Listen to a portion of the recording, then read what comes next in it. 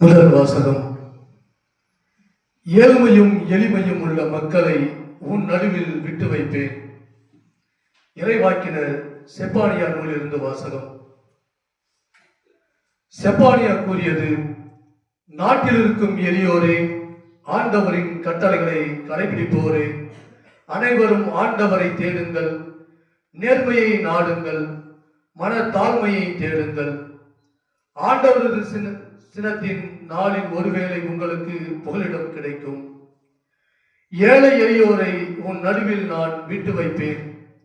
அவர்கள் ஆண்டவரின் பெயரில் நம்பிக்கை கொள்வார்கள். இஸ்ராயலின் எஞ்சியோர் கொடுமை செய்ய மாட்டார்கள். வஞ்சக பேச்சு அவர்களது வாயில் வராது. அச்சுறுத்துவார் யாருமின்றி அவர்கள் மந்தை போல் மேய்ந்து இளைப்பாறுவார்கள். இது ஆண்டவர் வழங்கும் அருள்வாக்கு.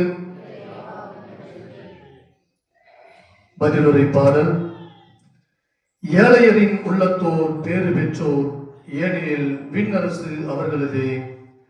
ஏழையரின் உள்ளத்தோர் பேறு பெற்றோர், ஏனெனில் விண்ணரசு அவர்களது.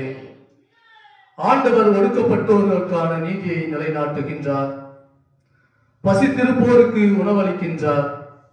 சிறைப்பட்டோருக்கு விடுதலை அளிக்கின்றார். பல்லவி. ஏழையரின் உள்ளத்தோர் பேறு பெற்றோர், ஏனெனில் விண்ணரசு அவர்களது. ஆண்டவர் பார்வையற்றோரின் கண்களை திறக்கின்றார். தாழ்த்தப்பட்டோரை உயர்த்துகின்றார். நீதிமான்களிடம் அன்பு கொண்டுள்ளார். ஆண்டவர் அயல் நாட்டினரை பாதுகாக்கின்றார். பல்லவி. ஏழையரின் உள்ளத்தோர் பேறு பெற்றோர், ஏனெனில் விண்ணரசு அவர்களது.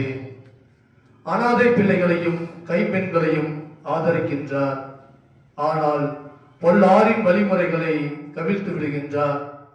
சீயோனே, உன் கடவுள் என்றென்றும் எல்லா தலைமுறைகளுக்கும் ஆட்சி செய்வார். பல்லவி. ஏழையரின் உள்ளத்தோர் பேறு பெற்றோர், ஏனெனில்